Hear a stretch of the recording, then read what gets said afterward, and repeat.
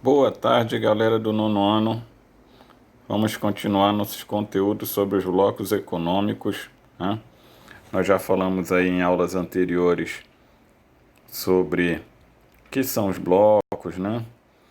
Falamos sobre as etapas de formação dos blocos e os tipos de blocos econômicos. E aí vimos primeiramente o principal bloco econômico do planeta, que é a União Europeia. Falamos sobre todo o seu processo de formação, seu processo de evolução, tá? Desde o Benelux até a formação da atual União Europeia, tá? Falamos um pouquinho também sobre a criação do euro, que é a moeda única do bloco, tá? E da importância da União Europeia no mundo. Na nossa última aula nós falamos sobre os blocos econômicos da América, né? Falamos um pouco sobre o NAFTA, que já foi extinto. Falamos sobre o Mercosul, que é o bloco econômico do qual o Brasil faz parte, né? Falamos também um pouco sobre outros blocos da América. E falamos da criação da Unasul, que foi substituída pelo atual Prosul. Bom, hoje nós vamos falar sobre os blocos econômicos da Ásia e os blocos econômicos da África, tá? Na Ásia nós temos dois importantes blocos econômicos, a APEC e a ASEAN. Vamos ver o que é cada um. A APEC é a Cooperação Econômica da Ásia e do Pacífico, tá? A APEC ela foi um projeto lançado principalmente pelo Japão. O Japão organizou a criação desse bloco lá em 1989, né? A partir de 1989, o Japão começou a organizar um bloco envolvendo os países da chamada Bacia do Pacífico, né? A Bacia do Pacífico é a região do planeta banhada pelo Oceano Pacífico, tá? Então, nessa região aqui do planeta, tá? O Japão organizou a formação de um bloco econômico, também os países dessa região aqui, tá? Então, nessa área, em 1989, foi lançado o projeto para a criação de uma zona de livre comércio envolvendo todos os países da Bacia do Pacífico, tá? Esse acordo ele foi assinado em 1993.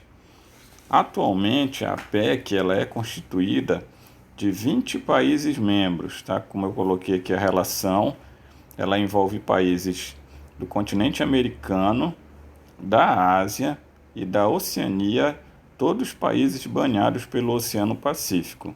Então aqui eu coloquei a relação Estados Unidos, Canadá, Rússia, México, Peru, Chile, Japão, China, Coreia do Sul, Taiwan, Singapura, Austrália, Nova Zelândia, Papua Nova Guiné, Brunei, Filipinas, Indonésia, Vietnã, Malásia e Tailândia, tá? Então, ao todo são 20 economias, algumas com características bem diferentes umas das outras. Nesse bloco econômico nós temos as três maiores economias do planeta, os Estados Unidos, a China e o Japão. Temos economias intermediárias, como por exemplo a Coreia do Sul, a Austrália, a Nova Zelândia, a Malásia, tá?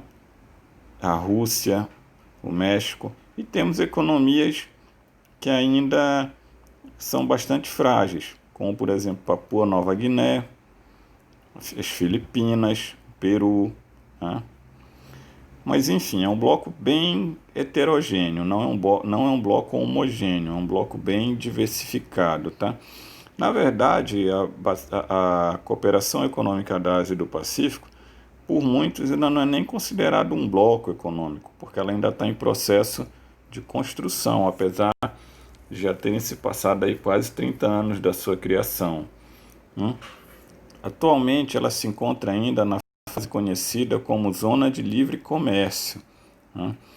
E é difícil até imaginar que esse bloco caminhe para uma etapa de integração mais avançada, como, por exemplo, um mercado comum ou uma união monetária, porque há entre as três economias mais ricas do planeta, que fazem parte aí da PEC, uma rivalidade muito forte. Tá? São rivais na economia mundial e têm muita dificuldade em abrir mão de impostos. Então, para um bloco econômico se tornar bem integrado, é necessário, fundamentalmente, que os países membros cedam, abram mão de impostos, estejam dispostos a assinar acordos de cooperação, de integração, tá? E parcerias em diversas áreas. E os Estados Unidos, a China e o Japão têm uma certa dificuldade nesse processo de integração. De qualquer maneira, a PEC, os países da PEC juntos, representam 52% do PIB mundial, tá? Então, o PIB conjunto da PEC, todos vocês lembram que é PIB, né? Produto Interno Bruto. Então, é um bloco que tem uma representação na economia mundial muito forte, tá? Vale ressaltar também que nesse bloco econômico nós temos três destaques. Primeiro é o Japão, tá, gente? Voltando um pouquinho aqui, o Japão, que está bem aqui o Japão. O Japão é o grande orquestrador da economia na região. Ele é a maior potência tecnológica do mundo e foi responsável pela organização do bloco. Quando a APEC foi criada, o Japão era a economia mais rica da Ásia e o segundo país mais rico do mundo, atrás apenas dos Estados Unidos. Hoje não é mais, é o terceiro, foi superado pela China, mas continua a ser uma economia muito forte na região e que foi responsável pelo surgimento de um conjunto de países que ficou conhecido como os tigres asiáticos, que no caso são 7 países: a Coreia do Sul, Taiwan, Singapura, Indonésia, Malásia, a Tailândia e ainda por uma província chinesa, que é Hong Kong. Hong Kong, que muitos pensam que é um país, não é um país, é uma província autônoma da China. Ela foi, durante várias décadas, propriedade inglesa, foi colonizada pelos ingleses, desenvolveu uma economia totalmente desvinculada da economia chinesa e é considerado também um tigre asiático, apesar de não ser um país, tá? Então são 7 países e uma província chinesa. A China é a economia hoje mais importante da APEC e é a segunda economia mais rica do mundo, além de ser a economia que mais cresce no planeta. Apesar de ser um país socialista, tá, gente? Um dos poucos países que ainda adotam um sistema socialista. Só que o modelo socialista chinês é um modelo de economia mista, que os chineses, o governo chinês chama de socialismo de mercado. Por quê? Na área política, a China é um dos países mais fechados do mundo. Tem uma economia extremamente fechada, tá? O poder está nas mãos de um partido comunista que não permite a liberdade de expressão, onde não há eleições diretas, onde não há liberdade de se manifestar abertamente. Mas na área econômica, a China é um país aberto. A economia mundial, que recebe empresas capitalistas, multinacionais de todos os países do mundo, tá? Então, é uma economia que, apesar de ser aberta, tem um sistema político centralizado, extremamente autoritário, tá? Então, a gente tem esses 3 destaques: o Japão, os tigres asiáticos e a China. Só fazendo uma colocação aqui, os países conhecidos como tigres asiáticos são países que se industrializaram bastante, principalmente graças a investimentos do Japão e dos Estados Unidos, tá? Eles foram economias que tiveram um crescimento econômico muito rápido, por isso ficaram conhecidos como tigres asiáticos, mas com um modelo econômico baseado nas exportações. Eles ficaram conhecidos durante muito tempo como plataformas de exportação. Eram países que tinham filiais de multinacionais japonesas e norte-americanas, mas cujo objetivo fundamental não era atender o mercado interno deles, mas sim exportar, tá? Então a APEC é o bloco econômico mais importante aí da região da Bacia do Pacífico. O segundo bloco da região é a ASEAN, a Associação das Nações do Sudeste Asiático, tá? Aqui a gente vê a ASEAN, tá? São esses países aí pintados em rosa. Vamos ver aqui alguns dados sobre a ASEAN. É um bloco bem antigo, foi criado em 1967. Tem 10 países membros: Indonésia, Malásia, Filipinas, Singapura, Tailândia, Brunei, Vietnã, Mianmar, Laos e Camboja. Esses 10 países são países jovens, países que foram criados depois da Segunda Guerra Mundial. Até a Segunda Guerra Mundial eram colônias europeias. E a criação desse bloco em 67, o primeiro objetivo dele fundamental era garantir a estabilidade política entre os seus membros, que vinham de um recente processo de colonização. E em seguida, incentivar o crescimento econômico entre eles, tá? Só na década de 90 é que foi criado entre os 10 uma zona de livre comércio. E hoje eles estão caminhando para a formação de uma união aduaneira. Então é um bloco que se encontra no processo de integração até bem mais avançado do que a APEC, tá?